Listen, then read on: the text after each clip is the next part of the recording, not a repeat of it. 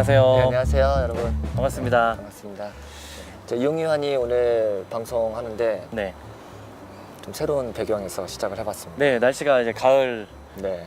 날씨가 너무 좋아서 사무실 근처 공원으로 저희가 네. 나왔죠. 네. 첫 출장. 네, 이 야외 촬영. 야외 네, 촬영. 네, 네. 뭔가 가을 소풍 나온 느낌도 들고. 네. 명절 잘 좋습니다. 보내셨죠? 네, 명절 뭐 잘 쉬었습니다. 네. 한 5.6초처럼 빨리 시간이 지나가서. 저도 너무 열심히 놀아가지고 네. 입병이 났습니다. 아, 그러시구나. 명절을 뒤로 하고 네네. 아쉬움을 뒤로 하고. 그러니까 명절이 끝나고 나니까 저희 출판사에 책도 몇 권이 나왔고 속도가 참 빨라요. 그래서 다 따라잡기도 쉽지 않은데 좋은 책들이 나오니까 네. 이게 책을 한 달에 막 서너 권씩 나오니까 이 받아보는 기쁨도 있고 네. 정말 옛날에 느껴지지 못했던 기쁨이 있는 것 같아요. 그 옛날에 서점에 가서 그 책을 들춰보고 하는데 이번 같은 경우는 저희 출판사 책이 빨리 나오니까 와, 한 주가 지나면 책이 나오잖아요. 네. 그러니까 너무 신기하기도 하고 좀 약간 선물 받는 기분도 있고 네. 그렇더라고요. 네. 책은 많이 나오고. 네. 네, 또 이번 이 가을에 이 청고마비라고 하는 이 가을에 네. 하늘은 높고 사람은 살찌고. 살 좀 찌셨어요? 근데 살이 안 찌시는 것 같아요? 저요? 네. 저 살 잘 안 찌죠. 아, 네. 그래서 노력을 할게요. 지금 비주얼이 너무 밸런스가 안 그러니까요. 맞잖아요. 저는 지금 갈수록 용현이 그 일요일에 딱 보면은 저 이제 갈수록 살이 지금 쪄가고 저는 계절에 맞게 네, 그래서 겨울에 또 빼고 여름에 또 찌고 이러고 있는데 아무튼 네 오늘 저희가 다룰 책은 네. 다시 쓰는 초대 한국교회사라는 책입니다. 이 책에 좀 오늘 풍경이 좀 맞는 것 같아요. 약간 그래요. 네, 일단 제가 책을 딱 받아봤는데 네. 질감이 있어요, 표지에. 그래서 네 맞아요. 책도 좀 아주 이쁘게 잘 만들었고 만져봤을 때 뭔가 좀 입체적으로 살아나는 네. 듯한 느낌이 있어서 너무 좋았습니다. 아무튼 오늘 그 우리 이렇게 나왔으니까 음. 그 뭔가 연인이 이 테이블에 앉아서 데이트하는 것처럼 네, 속삭이듯이 그냥 편하게 얘기를 하면 좋을 것 같아요. 네. 그렇죠. 일단은 회사를 나왔으니까 기쁩니다. 네. 그리고 이거 오늘 이제 밤 11시에 보실 텐데 예. 아 이게 낮에 촬영하는 거라는 걸 이제 다들 아시겠죠 정확히. 네. 그래서 네. 네 저희 뭐 밤에 11시에 모여가지고 야근하면서 하는 건 아니고요. 예. 낮에 촬영한 거를 이제 라이브로 밤에 11시에 송출하고 저희는 댓글에 있습니다. 네. 뭐 질문이나 뭐 이렇게 좀 틀린 거나 뭐 예. 아쉬운 거 있으면 지적해 주시거나 아직까지 뭐 이 시스템을 이해를 하지 못해가지고 네. 아니 왜 댓글 지금 다는 거지? 이런 그러니까요. 사람이 계시는데 예. 네. 저희가 아주 기술이 좋아져서 그러니까요. 생방송 같은 중계방송 네네. 이렇게 나왔는 거니까 이해해 주시기 바랍니다. 네. 그 혹시라도 중간에 지나가는 그 마을 주민이 있더라도 당황하지 마시고 네네. 예, 지금 해외 야외에서 찍는다는 거 이해해 네네. 주시면 좋겠습니다. 네 지나가셔도 됩니다. 네. 죄송합니다. 네, 그래서 오늘 이제 다시 쓰는 초대 한국교회사라는 책으로 오늘 좀 대화를 하려고 하는데요.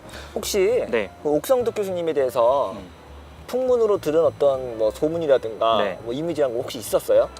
그쵸. 그러니까 이제 뭐 그 세계적인 한국교회사의 권위자, 그래서 약간 뭐 끝판왕, 그리고 이제 소위 요새 이제 팩트 폭행이라는 말을 많이 쓰는데, 예, 그 무슨 말이죠? 예, 이제 팩트로 네. 정확한 논쟁에서 완전히 끝장을 내버린다. 그래서 이제 뭐 예를 들면 이제 뭐 논쟁에 붙었으면 이제 당신 그러다가 팩트 폭행 당합니다. 뭐 이런 식으로 예, 괜히 신조어를 뜬 많이 소문이라든가 네네네. 네. 어설픈 가십거리를 냈다가 그냥 네. 팩트로 네네. 거기다 내는 거군요. 그러니까 뭐 1차 그 당대의 원전과 자료를 가지고 정확하게 이제 제시를 해서 네네, 주장을 논증을 하는 그런 어떤 뭐 학자로서 뭐 얘기를 많이 들었었는데 실제로 네. 그런 이제 책이 나왔습니다. 네. 네, 그래서 제가 어떤, 네. 이게 이렇게 사실 저도 옥성덕 교수님을 옛날부터 알았어요. 그래서 책도 좀 보기도 하고 한반도 대부흥도 봤는데 뭐 어마어마한 사진이 담겨 있더라고요.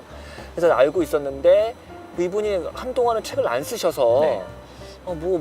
그 연구만 하시고 책은 안 쓰시나 이렇게 아쉬움이 있었는데 이번에 저희 3개월 플러스 이 책을 출발점을 해가지고 앞으로 이제 계속 책을 내실 계획을 네. 하시는데 그래서 제가 약간 선입견이 그러면 옛날에 썼던 글들 모아놔가지고 조금 오래된 글 아니야? 약간 그렇게 생각했을 수 있었거든요.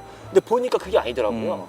아주 최근에 쓴 글들, 심지어는 9월 2일자에 쓴 글까지도 그러니까 최근에 아주 네. 논쟁적이고 SNS라든가 어떤 기고한 글들 네. 다 다듬어가지고 최신 자료들을 생생하게 담아냈기 때문에 이거는 오랜만에 쓴 책이지만 오랜 책은 아닙니다. 네. 아주 따끈따끈한 이슈들과 네. 논쟁들을 담고 있는 책이에요. 네, 그래서 기본적으로 이제 뉴스앤조이에 이제 기고했던 자료들에다가 더 네. 포함해서 그쵸. 이제 좀 얘기를 했고요. 그래서 네. 1910년이죠. 1910년 이전까지의 초기 한국 교회사를 집중적으로 다루고 이제 주제별로 여러 가지 논쟁적인 이제 네. 그런 좀 초점을 맞춰서 한국 교회사를 쭉 이제 다뤘고요. 그래서 기본적으로 일단 목차를 간단히 좀 말씀드리는 게 좋겠어요. 그래서 1부에서는 사관, 그래서 백낙준의 선교 사관 비판, 민경배의 민족 교회론 비판, 이 두 가지 가장 대표적인 한국 교회 사관을 이제 좀 언급을 하고, 2부에서는 선교사들에 대한 이야기를 많이 합니다. 그래서 뭐 토마스 목사의 죽음은 순교인가, 그리고 언더우드의 기도는 누가 썼는가, 뭐 여러 가지 있고요. 또 3부에서는 교회, 그래서 뭐 이제 남대문 교회는 정말 130년 전에 세워졌을까, 서울의 첫 교회들, 뭐 이제 선천 기독교의 성장과 부흥, 초기 한국 교회가 급성장한 이유, 이런 얘기들을 하고요. 또 4부에서는 4가지 챕터로 예배에 대해서 얘기를 하면서 송구 영신 예배 첫 시작, 새벽 기도회 유래, 뭐 이런 얘기들도 하고요. 마지막 5부에서는 논쟁, 하나님인가 하느님인가, 뭐 귀신인가 악마인가, 이런 어떤 토착화에 관련된 얘기들, 뭐 마지막 가장 뜨거운 논쟁들을 좀 다루고 있습니다. 네. 그래서 이렇게 그 옥성득 교수님께서 그동안 쓰신 책들을 보면은 실제로 대중적인 책들을 많이 쓰시지는 않았어요. 왜냐면 이 역사가의 어떤 그 역할이란 게 고증을 통해서 1차 대류를 발굴하고 번역하고 소개하는 거기 때문에 보시면 알겠지만 그동안 대한성서공회사 라든가 언더우드 자료집 5권 이런, 그러니까 원래 1차 자료들을 그냥 충실하게 번역해서 소개하는 역할이기 때문에 이거는 자료로서의 가치는 엄청나게 중요한 거고 꼭 해야만 하는 작업이지만, 사실은 대중들이 보기에는 뭐 딱딱한 1차 자료라서 이게 얼마만큼 그 대중적이 읽힐지는 모르는 거거든요. 그러니까 자료로서의 가치는 엄청난 거지만, 그런 의미에서 이번 책은 정말 대중들을 위해서, 그러니까 1차 자료를 끄집어 오되 충분히 가공을 하고 해석을 하고 대중적으로 만들어서 쓴 책이기 때문에 네. 굉장한 저희들에게 반가운 소식인 것 같습니다. 네, 그리고 아주 재밌죠. 네, 맞아요. 아주 재밌고요. 아까 얘기했지만 네. 그래서 이거는 그냥 역사가가 역사 연구를 해서 자기의 결과물을 낸 게 아니라 지금 오늘날 뜨거운 이슈가 되고 있는 것들, 그리고 한국교회사와 관련된 다양한 현대적 담론들을 그러니까 충실하게 소개한 거기 때문에 굉장히 현재적이에요. 네. 다른 그래서 그 이제 최근에 혹시 영화 밀정 이런 거 네. 보셨나요? 암살 안 보셨죠? 밀정, 네, 당연히 안 봤습니다. 네, 안 보셨죠? 네, 안 보실 줄 알았습니다. 저는 밀정 받고 또 최근에 암살도 막 이제 추석 때 TV에서도 하고 해서 봤는데, 네. 약간 그런 뭐랄까 뭐 이렇게 좀 추리물 그런 그쵸. 영화 이런 거 본 탐정 이런 거 보는 좀 느낌이에요. 맞아요. 약간 이제 네. 팩트를 찾아가는 예, 예. 진실은 무엇이었을까, 이런 네, 어떤 맞아요. 아주 재밌고요. 네. 이제 각 주제들이 연결되는 것도 있고 연결되지 않는 것도 있지만 어쨌든 큰 부분에서는 그 이제 전체 그 당대의 시대적인 스토리를 갖고 있기 때문에 이게 쭉 읽어도 되고, 그냥 본인이 보고 싶은 주제로 들어가서 바로 봐도 좋고, 각 챕터가 그렇게 길지 않아서요. 그리고 네네. 아주 요약적으로 마지막에 결론도 얘기하시고, 그래서 저는 아주 재밌는 것 같고, 네네. 어떤 부분 아주 충격적이에요. 너무 네네. 충격적인 게 많고요. 네. 제가 최근에 읽은 책 중에서 가장 재미도 있으면서 감동적인 게 이 같은 사건도 누가 글을 쓰느냐가 참 다른 건데, 사실 이런 역사적 내용은 그냥 사실 기술하는 거지 이게 어떻게 감동일 수 있겠어요. 근데 옥성득 교수님 참 글을 잘 쓰시네요. 글이 네. 읽어보니까 이게 뭔가 좀 뭉클한 감동을 막 확 끌어올리시는 묘한 글재주가 있으신 것 같아요. 그래서 읽으면서 굉장히 제가 지금 좀 약간 흥분했어요. 네. 사실은. 그래서 굉장히 재밌게 읽었습니다. 최근에 나온 책 중에서 가장 재밌었던 책 같아요. 그러면 본격적으로 네. 이 책에 나온 내용들을 조금씩 소개해주면 좋을 것 같은데, 네네. 저도 이렇게 읽으면서 감동적이거나 중요하게 생각했던 부분을 소개하고요. 네. 우리 용희님도 한번 괜찮았던 내용 한번 네. 소개해주면 좋을 것 같아요. 네, 일단 이 책이 여러 가지 이미지라든지 사진들, 네, 엄청나게 자료들이 많죠. 너무 많아요. 맞아요. 그래서 이거는 정말 자료사적으로도 아주 가치가 있고요. 그래서 저는 일단 옥성득 교수님의 머릿말에서 이 부분이 좀 많이 좀 좋았던 것 같아요. 일단 한국 교회를 망치는 3대 악은 물질주의, 독선주의, 적당주의다. 그리고 마지막 이제 이 적당주의에 대한 얘기가 그쵸, 네. 아주 저한테 찔리고, 이제 한국교회 안에 좀 일반적인 얘기가 아닐까 싶었는데요. 읽어볼게요. 역사적 적당주의는 은혜스럽기만 하다면 역사적 오류라도 검증 없이 옮기고 남의 글과 말을 표절하며 당파적 이익을 위한다. 이런 이제 얘기들이 있는데, 그 우리나라 설교 강단에서 사실은 어떤 카더라의 그쵸. 이렇게 약간 예, 감동스러운 네네. 그 전혀 근거 없고 그쵸. 뭐 사례들 출처를 알수 없는. 예화들 딱 네네. 끌어와서 이제 막 그리고 이제 그런 것들이 초기 한국 교회의 뭐 초기 선교사들이라든지 초기 한국 교회의 여러 가지 이야기들도 그런 식으로 사실은 많이 적당하게 그냥 이제 이렇게 그냥 기술이 아니면 되고 어떤 특정한 신학자나 선교사를 막 영웅화 시켜가지고 그러니까요. 과대하게 막 네네. 부풀려가지고 영웅시함으로써 그 복음의 열정을 끌어올린다든가. 이제는 뭐 그 자체가 뭐 아주 나쁜 건 아니지만 그 사실에 근거하지 않은 거기 때문에 굉장히 사실은 허무맹랑한 이야기도 많고 네. 과장되기 참 많다는 거죠. 적당하다는 거죠. 네네. 그래서 역사적인 사실에 근거한 이런 역사가로서의 그런 것들 어떤 책임을 상당히 이 모두 거의 전반적으로 그런 어떤 책임과 그런 어떤 좀 아쉬움과 그런 의지가 막 불타고 있어요. 그 아까 여기도 했지만 그 SNS에 이제 막 유포되는 엄청난 그 정보들이 있잖아요. 그거는 뭐 예를 들어서 막 이슬람에 대한 아주 포비아라든가 혹은 뭐 여러 가지 그 잘못된 정보들이나 자료들이 많은데 그것이 한번 잘못 딱 그 해석이 돼가지고 유포되기 시작하면 이게 걷잡을 수가 없이 네, 맞습니다. 막 공유되고 퍼져버리기 때문에 그것이 또 대중들의 인식 속에 각인이 되고 그러니까 잘못된 역사관이 심겨지는 거거든요. 그래서 아마 옥성득 교수님이 그런 것들을 하나하나 다 추적해가지고 네. 정말 이게 그 사람이 한 게 맞는 건지 그 사람이 한 글인지 다 추적해가지고 하나하나 이제 네. 자료를 제시했습니다. 네. 그래서 아마 이게 추적하는 그림. 이런 얘기 좀 더 하세요. 새로운 사료를 발굴하고 사관을 개발하는 것도 중요하지만 기존 논문의 오류나 온라인에 떠도는 근거 없는 이야기를 바로잡는 것도 시급하다. 그리고 이어서 근본과 원자료로 돌아가는 방향 전환만이 사건의 진실에 접근하게 하고 개혁을 가능케 한다. 네. 이런 어떤 아주 불굴의 의지가 많이 담겨 있다는 느낌이 많이 들었어요. 그래서 제가 아까 얘기했지만 이게 되게 현장성 있는 게 네네. 현재적인 거예요. 오늘날 지금 한국교회에서 편만했고 지금 SNS 막 편만해 있는 그런 잘못된 근거들을 하나하나 조목조목 다 비판하고 있습니다. 네, 그러면서 이제 일부에서 사관 얘기에서는 이제 그런 얘기를 하잖아요. 초기 한국교회 선교사들이 뭐 이제 근본주의였고, 뭐 약간 이제 현실로부터 도피한 신비주의인데다가 여러 가지 부정적인 이제 네. 인식들이 많이 이제 좀 그 덧씌워져 있었는데 그런 특히 이제 연구들이 많이 됐었죠. 네네 그런 이제 어떤 그 사관들이 지배적이었는데 그것들에 대해서 아주 이제 사실은 반박하는데 그것들을 이제 아주 그 자료에 근거해서 네. 반박하면서 초기 한국 교회의 선교사들의 신학이 사실은 상당히 교회론도 튼실했었고 네네. 아주 사회 참여적이었고 예, 그런 토착화가 부분에서- 잘 됐고 네. 그런 얘기 하는데 이게 참 한편으로는 좀 씁쓸하기도 하고 참 기분이 묘한 게 이 옥성득 교수님이 지금 한국에서 교수 사역을 하는 게 아니라 미국 UCLA에서 교수로 네. 있잖아요. 그러니까 사실 교단이라든가 교파로부터 또 교회로부터 좀 약간 독립해서 좀 마음껏 연구하고 바른 목소리를 낼 수 있으니까 이런 연구를 할 수 네. 있고 또 그렇게 그런 자리에 있어야만 이런 얘기를 할 수 있는 건가? 너무 안타까운 거예요. 그러니까 네네. 우리 한국 교회에서는 이런 역사 자료를 낼 때 뭐 눈치를 봐야 되고 자기 선배 연구자들, 자기 지도 교수 하고 자기 교대 눈치를 봐야 되니까 바른 소리 하지 못한다는 게 너무 정말 가슴 아프고 네. 그 자기 그 라인이 있으니까 그 논문을 반박하거나 지적하거나 오류를 할 수 없다는 게 나오는데 네네. 그 처음에 사관 얘기가 이제 백낙준이라든가 맞습니다. 민경배 네. 워낙 훌륭하시고 유명하신 분이고 초기 한국교회의 틀을 만들어 놓은 훌륭하신 분이지만 그럼에도 불구하고 그 이후에 후학들이 왜 선배와 선생님의 글에 대해서 잘못된 건 잘못된 걸 왜 말을 못하냐 이건 역사적인 사실인데 네. 그런 부분이 참 저는 가슴 아프면서도 네. 좀 짠하더라고요. 네. 그래서 일단 우리나라 기본적으로 우리나라 역사 인식 자체가 조금 이제 좀 빈약한 것 같고요.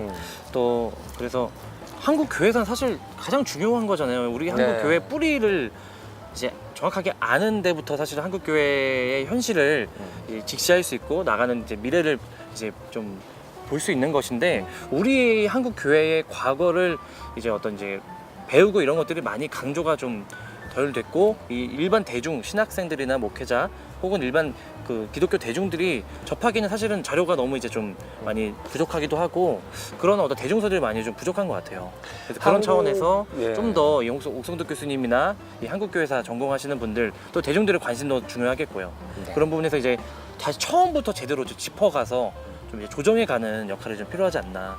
그래서 이제 사관의 마지막 이 2장의 마지막이 이렇게 끝나요. 초기 한국 교회는 교회론이 분명하고 현실 참여적이고 토착적인 민족교회였다. 이런 식으로 좀 이제 다시 그렇지 않게 봤던 것을 다시 좀 재정립하는 이 부분이 저는 이 사관을 다시 정립하는 그만큼 어쨌든 이 엄청난 권위자들의 사관의 어느 정도 비판적인 얘기를 할 수 있다는 것은 그만큼 이 저자가 그만큼 또 그런 연구를 또 했던 권위자기 거죠. 때 예. 권위자라고 또 할 수 있을 것 같고요. 네. 그런 부분이 저는 그래서 또 인상 이제 깊었습니다. 그러니까 순리상과의식으로 하자면은 네. 서론에 이런 말씀을 하시고 이 내용을 아주 정확하게 기술한 장이 그 22장 초기 한국교회가 급성장한 이유란 챕터에서 네.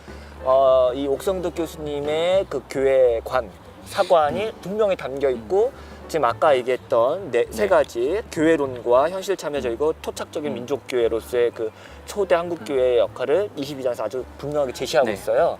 그래서 이제 그거를 아마 보시면은 옥성득 교수님의 어떤 교회관이라든가 사관을 아마 핵심적으로 파악할 수 있을 거라 생각합니다.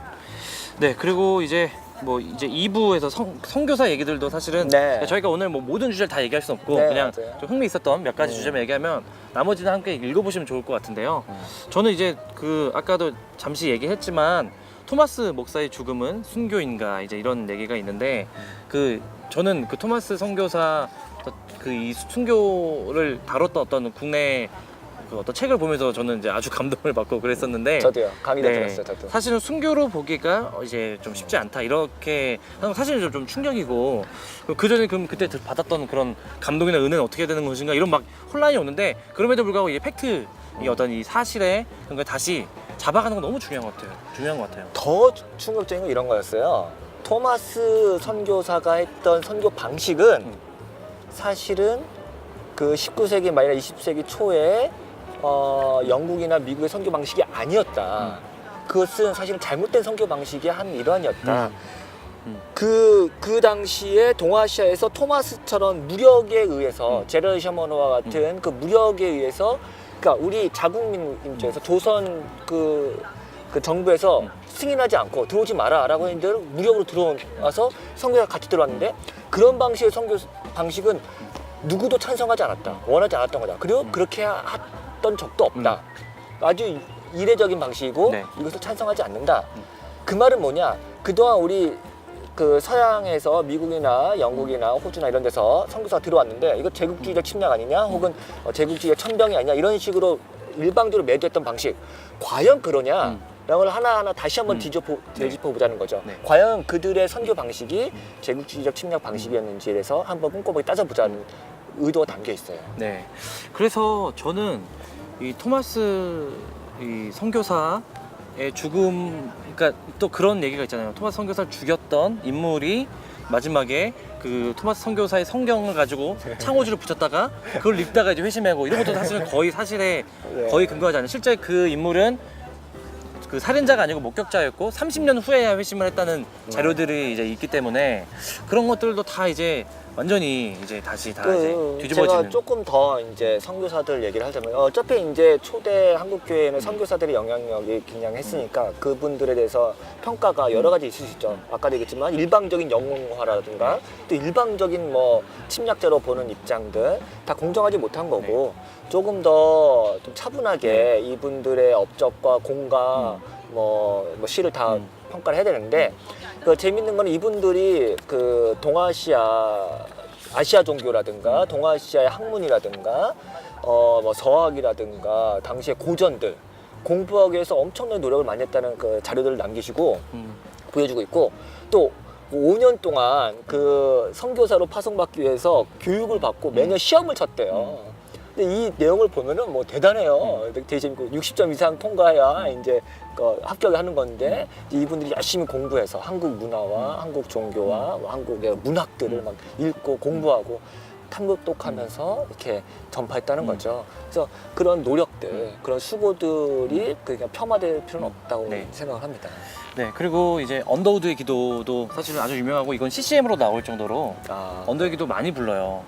주님 지금은 아무것도 보이지 않습니다. 메마르고 척박가탕 이러면서 저도 많이 울고 많이 그 은혜를 받은 언더우드의 기도도 거의 언더우드가 쓰지 않았을 가능성이 거의 뭐 아주 높고 아펜젤러의 기도의 일부분을 가지고 뭔가 이제 많이 이렇게 좀 뭐 혼합되고 짜집게 된 그러니까 그렇다는 거죠. 그러니까 이런 감동을 것들은 쥐어짜게 내기 위해서 뭔가 이게 다 날조가 된 거예요. 그럼 그러니까 그런 것들은 사실은 이제 저는 언더우드의 기도를 거의 이제 제 가슴에 새기면서 그렇죠. 모든 그 선교 헌신자들의 그럼요. 어떤 근데 이제 표본 그런 같은 것들을 거 이제 있는데. 팩트 가지고 이제 뒤집는다고 해도 그걸 이제 막 굳이 막 충격받아가지고 막 네? 아, 그럴 리가 없어 막, 막 이럴 필요는 없을 것 같고요. 네. 그것들을 이제 받아들이면서 수정해 갈 필요가 있을 것 같다는 생각이 많이 들었어요. 저는 맨 처음에 너무 충격받아가지고. 그러면 제가 네. 충격은 충격이고 또 감동은 감동이니까 네. 제가 좀 약간 감동적인 문구 하나를 제가 네, 읽어주려고 해요. 그 처음에 그 언더우드와 아펜젤러가 한국의 선교를 떠나기 위해서 네, 지나가도 지나가도 돼요? 돼요. 네. 우리 이 아이는 편집 안 해도 될것 같아요. 네. 네, 여러분 지금 길거리에서 네. 용이환이 방송 보고 계십니다. 1884년 그 8월 선교부 총무 리드하고 이제 아펜젤러하고 계속 편지를 주고받아요. 근데 이 편지가 그동안 한국에서 잘 공개가 되지 않았나 봐요. 그래서 이제 옥성득 교수님이 그거를 다 한 8페이지 되는 건데 약간 축약해가지고 여기 본문을 다 실어놨어요. 근데 이 처음에 낯선 곳에 가서 선교하는 그 아펜젤러 선교 아주 젊은 네. 20대 막 그 초반에 그 선교사한테 그 편지를 주고 받으면서 그 리드 총무가 보낸 편지가 있는데 그 여러 가지 쭉 요약해서 적었는데 그 한 개 마지막에 이런 게 있어요. 아마 이따가 우리 감독님이 그 글로 한번 띄워주면 좋을 것 같은데요. 그 26항으로 돼 있는데 25번 이렇게 돼 있어요. 제가 한번 읽어보겠습니다. 네. 그 리드 총무가 아펜젤러에게 보낸 편지입니다. 당신과 작별하면서 당신이 속으로 과연 이 일들에 누가 충분한가 라고 외치고 있으리라고 의식한다. 그러나 지혜가 부족함을 느낄 때마다 그것을 관대하게 얻을 수 있는 원천이 있으며 결코 얻지 못하는 법이 없다는 것을 당신은 안다. 내가 이 모든 사역에서 그러하듯이 당신이 이 원천에 의지할 것을 알고 있다. 당신이 참 하나님 앞에 드리는 성전의 기초를 무릎을 꿇고 놓을 수 있기를 희망한다. 자네가 가기 전에 하나님께서는 이미 아주 깊고 넓게 기초를 마련하셨기 때문에 인도를 본 버틀러 박사가 느낀 것처럼 자네도 큰 기쁨을 느낄 수 있을 것이다 라고 이야기를 하고요. 이 앞에 보면은 이제 선교지 이제 조선에 들어가서 부동산 문제, 땅을 어떻게 얻을 것인지 처음에는 얻지 말고 그 동네를 잘 순찰을 하라. 그리고 또 사람들과의 관계, 그리고 너의 생계를 어떻게 우리가 도와주겠다. 뭐 이런 여러 가지 자질구레한 이야기들을 쭉 이렇게 하시는데 이게 생생한 그 선교 보고서잖아요. 그러니까 마치 오늘날 그 선교국에서 선교사한테 보내는 편지 같은 느낌을 받아서 뭐 왠지 짠한 느낌이 들었습니다. 네. 그 감동스러운 부분이 아주 많은 것 같아요. 네. 아주 많고 어떤 그 감동을 짜내기 위해서 막 그런 것들을 이렇게 배치해 놓지는 않았지만 그들의 이 사역의 어떤 이런 그런 현실적인 부분을 읽는 것만으로도 사실 가슴이 뜨거워지고 네. 아 이만큼 정말 삶을 들여서 가족 모두가 들어와서 엄청난 희생과 헌신으로 이 교회를 세웠구나 이런 것들을 네. 보고 옥소득 교수님도 역사가지만 그런 어떤 선교사들의 이런 그때 당시 정황으로 들어가서 그들을 지켜보면서 뭔가 이 애달고 함께 아파하고 함께 그 현장에서 뭔가 그들에게 엄청난 존경과 경의를 표하는 마음으로 글을 쓰신다는 느낌이 많이 들어요. 네네. 그래서 모든 사실 주제의 마지막마다 그들의 이런 것들을 많이 기리고 우리에게 어디로 가야 될 것인지를 약간 이렇게 메시지를 좀 남기신 부분이 되게 뜨겁고 그래서 저는 사실 역사가 이러면은 사실 상당히 이렇게 좀 차가운 어떤 그런 문장을 쓸 거라 생각하는데 거의 그렇지 않고 아주 이렇게 좀 뭔가 감동을 주는 그런 글들을 많이 쓰신다는 느낌이 많이 좀 들었어요. 옥성득 교수님이 설교를 하시는지 모르겠지만 설교도 아주 잘하시지 않을까 이런 생각이 좀 들었습니다. 네. 예. 그 선교사들의 역할도 크지만 네. 여기 보면은 선교사들을 도와서 성경을 번역했던 한국인 조사들, 한국인들의 역할도 아주 크게 비중 있게 다루고 있거든요. 그 사람들이 없었다면은 결코 할 수 없었던 일이죠. 선교사들한테 한국어를 가리키고 한글을 가리키고 한글의 문화와 문법을 가리켰던 한국인 조사들이 있었어요.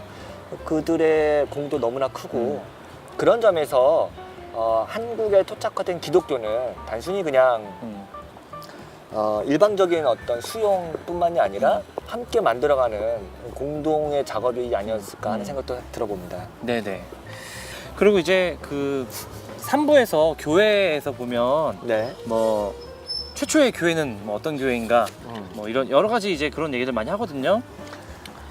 뭐 서울의 첫 교회들 이런 것들이 사실은 이게 뭐 이 주제는 굳이 뭐 이러고 싶은데 이런 것들이 각 교파 안에서 우리의 교회가 뭐 첫 교회고 130년에 세워진 교회고 지금 이 교회가 가장 유서 깊은 이런 어떤 정통성과 권위성 이런 것들을 막 많이 주장하고 그래서 원조를 찾고자 네. 그리고 우리가 그 원조를 네네. 제대로 계승하고 네네. 있는 원조다. 그런 논쟁들이 지금도 진행 중이고 그런 것들이 사실 상당히 이렇게 좀 지지부진하게 막 계속 논쟁이 이어지고 있기 때문에 맞습니다. 이런 사실을 지금 정확히 체크하는 것도 아주 중요하다는 생각이 좀 많이 네. 들었어요. 사실은 뭐 선교 130주년이다, 뭐 설립 100주년이다, 뭐 이런 교회마다 행사를 많이 하고 예산도 많이 쏟아붓고 있는데 그런 걸 통해서 궁극적으로 하고자 하는 거는 사실 우리나라에 복음이 들어와서 모두가 함께 복음화되고 혹은 예수 그리스도의 제자로서 성장해 가는 어떤 그 과정을 기려야지 특정한 교파와 특정한 교회가 어떤 부각돼서 우리가 이만큼 원조라는 것을 자랑하기 위한 것으로 변질돼 버리는 거는 본래 취지에 네. 맞지 않는 거니까 네. 그런 부분에 대해서 좀 따끔한 지적들도 많이 네. 담겨 있어요. 예. 사부 예배와 오부 논쟁은 토착화에 사실은 문제가 거의 핵심인 것 같다는 네네. 생각이 많이 들었어요. 그러면서 여기서 선교사들이 아주 지혜롭고 아주 그 신중하게 그 기존의 한국의 어떤 민족의 전통과 어떤 서구의 어떤 이런 그 신앙의 정통성과 이런 것들을 아주 이렇게 융합하고 이런 부분에서 엄청난 고민과 사실 신학적인 기획이 많이 들어갔구나 그런 네. 생각이 많이 들었어요. 그 제가 네. 그래서 그 교회에 대해서도 평양 장대현 교회 건축 과정에 대해서 이게 서술한 부분인데 굉장히 감동적이에요. 그래서 제가 잠깐만 읽어보겠습니다. 294쪽에 있는 내용인데요. 네비어스와 로스의 방법에 따라 1900년에 설립된 평양 장대현 교회는 대부분 교인들의 헌금으로 지었고 계량 한옥 예배당은 심양교회와 정동 장로교회를 따라 기역자로 건축되었다.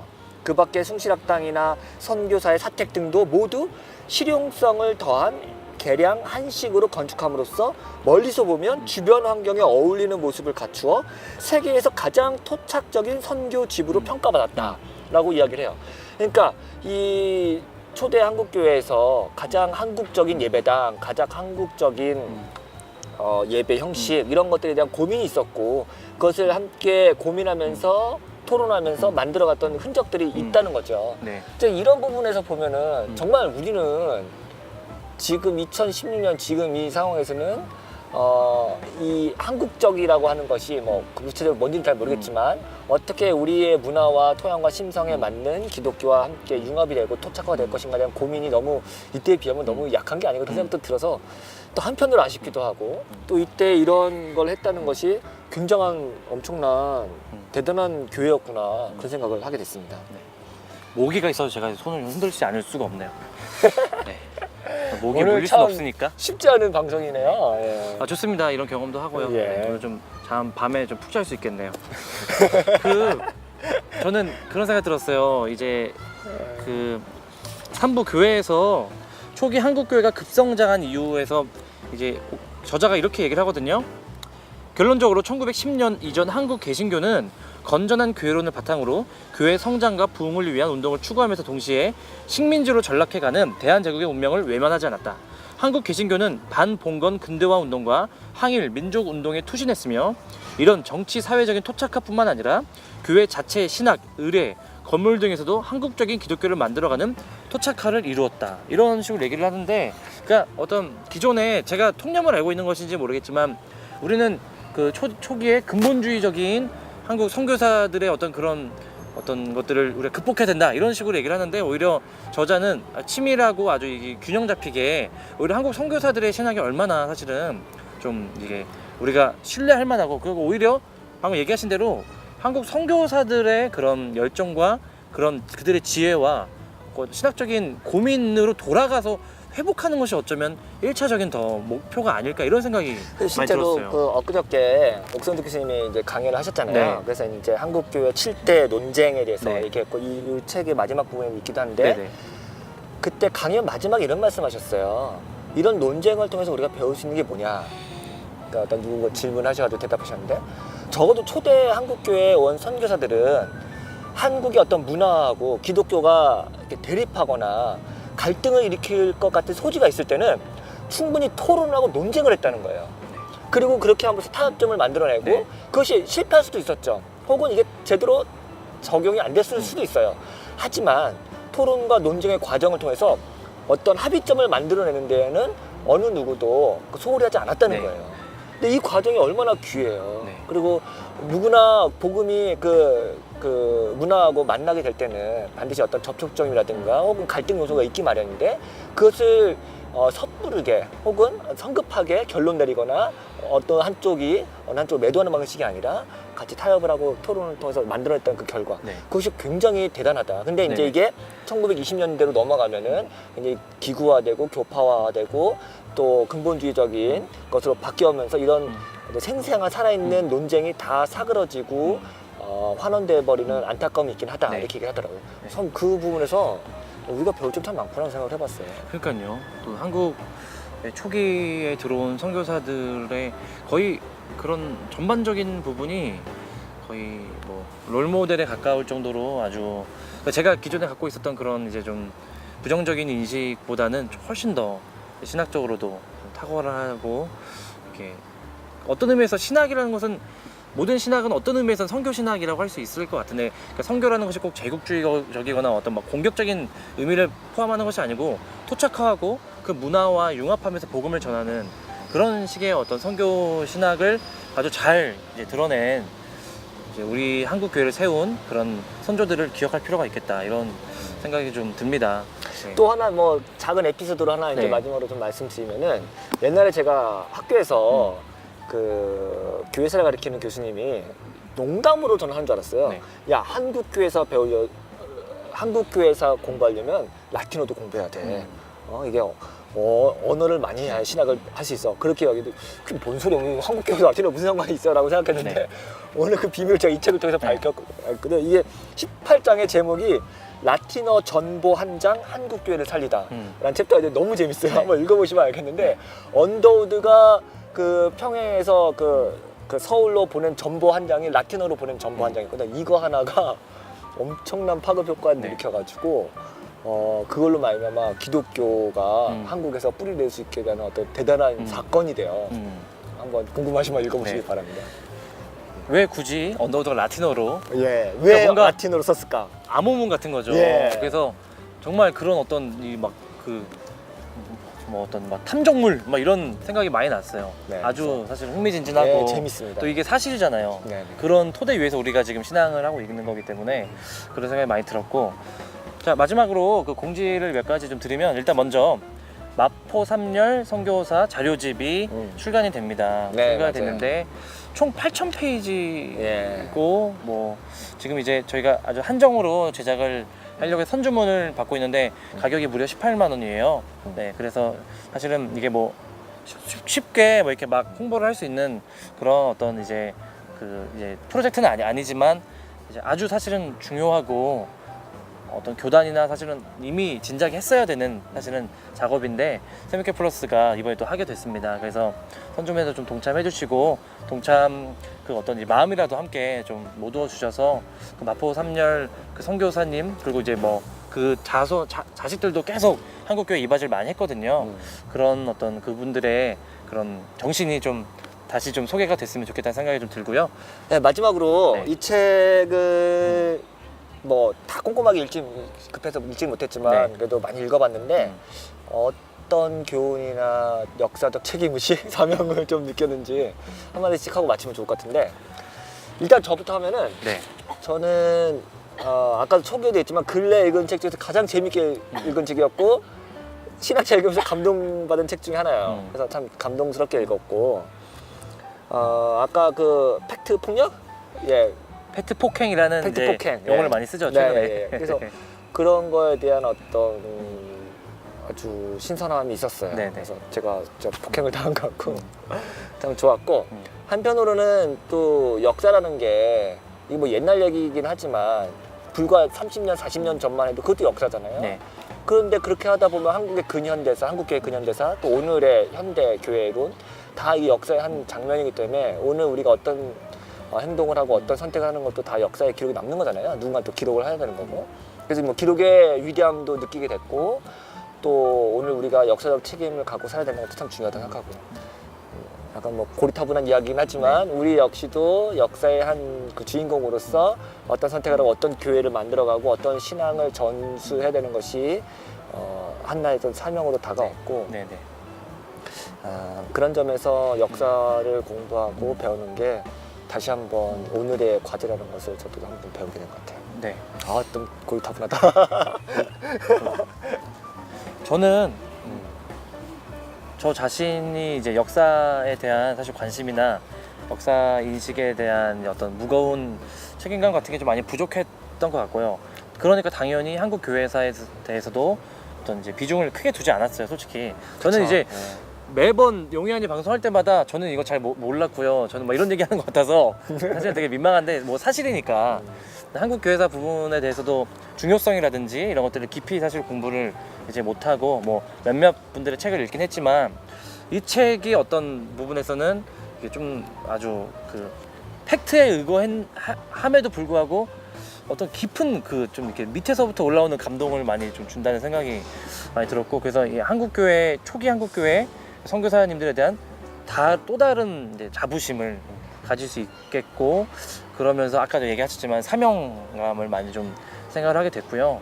그래서 이제 특히나 지금 역사 논쟁 같은 것들이 이제 뭐 한국 사회 전체적으로 사실 큰 이제 문제인데, 이 한국 교회에 관련돼서도 문제가 이런 것들 좀 집중적으로 이렇게 좀 생각을 해야겠다, 그런 생각이 많이 들었고요. 저는 이제 사실은 용희안이 하면서, 그리고 제가 영업하면서 제 신념 원칙이기도 하지만 이거 사세요 이런 얘기를 잘 많이 하진 않거든요. 그냥 최대한 이렇게 좀 간접적으로 사시도록 하고, 막 이거 사십시오 막 29,900원 막 이렇게 하지 않거든요. 사세요 막 제가 막 이렇게 홍보를 그러진 않아요. 네.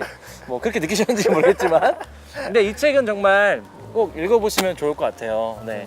뭐 저희 사실 모든 책마다 그렇게 얘기를 하긴 하지만 이 책은 저도 이렇게 감동을 많이 받았고요. 그래서 이 책은 여러모로 좀 가치 있고 의미가 있는 책이다, 그런 생각 많이 좀 들었습니다. 저 진짜 동감하는 게, 공감하는 게, 우리가 세계교회에서 잘 알고 종교개혁선 잘 알지 한국교회에서는 더 오히려 몰라요. 그러니까요. 그러니까 이게 그 말은 약간 뭐냐면, 바뀐 것 같아요. 그러니까 왜 그러냐? 네. 신학은 결국 굉장히 서구 학문이에요. 서구 학문. 그리고 우리 은연중에 그런 사대주의에 쩔어버려가지고 신학은 사대주의에 잡으로, 절어버려서. 네. 네. 그래서 은연중에 서구 신학이 훌륭하고 그게 원조라고 생각하고 그것을 먼저 배워야 된다는 생각이 가득 차 있어요. 그래서 초대 교회사 혹은 아우구스티누스는 어떤 교회를 갖고 있었고 칼빈은 어떤 교회였고 그 종교개혁 역사는 잘 알고 있지만 한국교회는 오히려 몰라요. 그리고 그게 왜 그렇죠. 중요하다고 생각할지도 네. 모르고. 그러니까 그만큼 우리가 신학이라는 것, 그리고 한국 신학은 어떤 방식으로 전개되고 수용되고 발전되는지에 대해서 고민이 없어요. 네.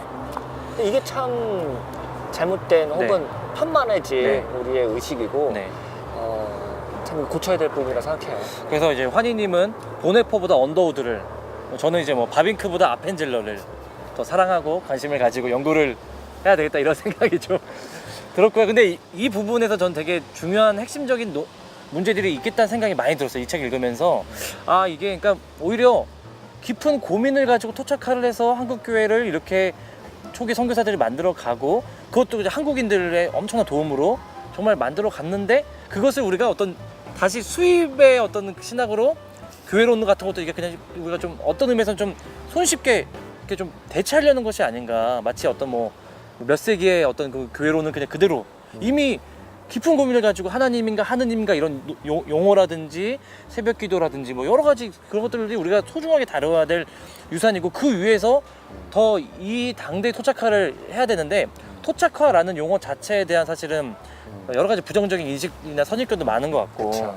그런 부분이 이 책을 읽으면서 이 부분에 상당히 핵심적인 좀 문제들이 연결돼 있겠다, 이런 생각이 많이 들었어요. 그리고 실제로 여기 책 나오는 민경배 이후로 한국교회 통사를 쓴 사람이 왜 없냐, 그 후학들이 게으른 탓이다. 물론 맞아요. 그러면서 동시에 또 옥성두 교수님이 지적한 네. 게 뭐냐, 그만큼 현대 사회가 굉장히 복잡하고 뭐 한국교회사 하나 자체만을 연구하려고 하더라도 그 얽힌 뭐 아시아 교회사, 세계 교회사, 그리고 뭐 신자유주의, 뭐 정치 경제학적인 역학관계 이런 것들이 엄청나게 학문이 발전했기 때문에 이거를 이제 사업벌이 건드릴 수가 없는 거죠. 그만큼 연구도 어려워지고 우리의 그 자리를 그 분석하는 것도 훨씬 더 옛날보다 복잡해진 거죠. 그만큼 어려워진 거예요.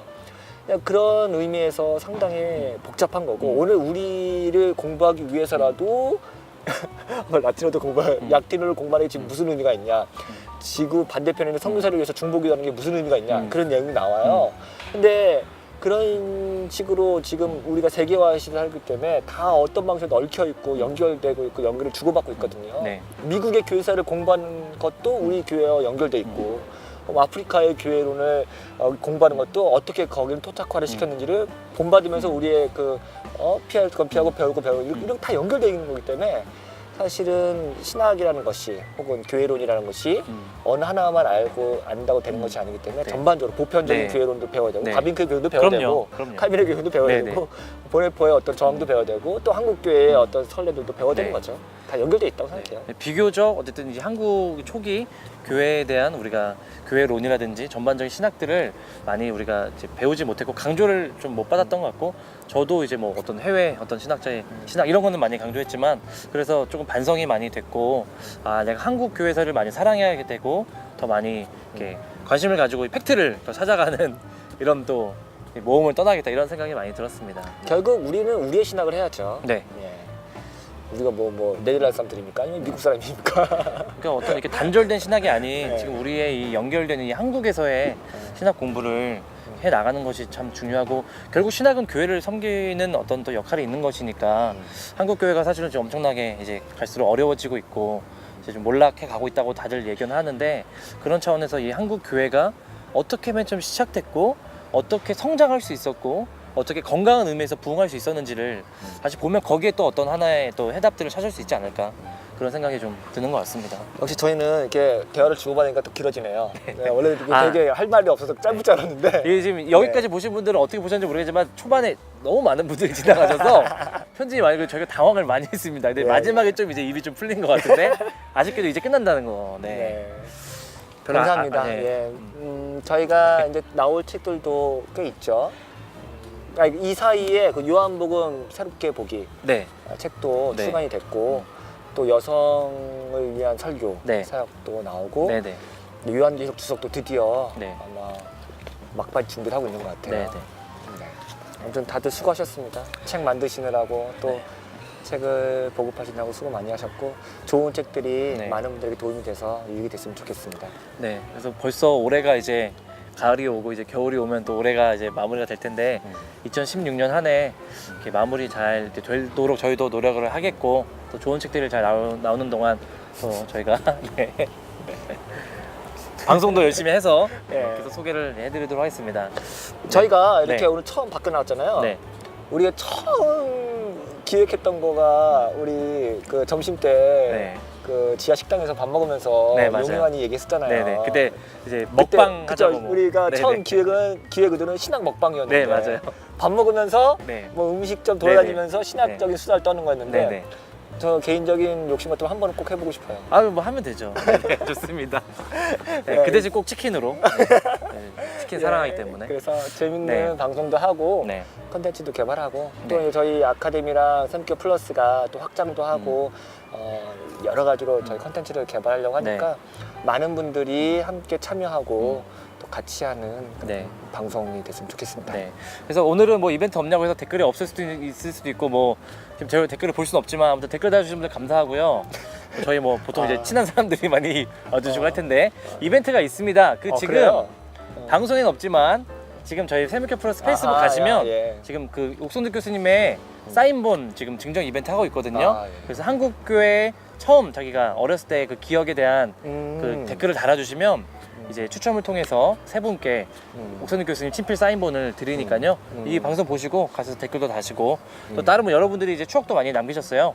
네, 이벤트 참여해 주시고 네, 감사하겠습니다. 댓글 달아주신 분들 네, 감사하고요. 지금 예측이 좀 몇몇 분들 가는데 달아주셨을 거라 믿고요. 네, 아무튼 오늘 이게 야외 나와서 이렇게 또 영상팀 분들 너무 고생 많으셨고 네, 감사합니다. 감사하고요. 네, 안녕히 잘 주무시고요. 네. 다음에 또 뵙겠습니다. 다른 책으로 또 찾아오겠습니다. 감사합니다.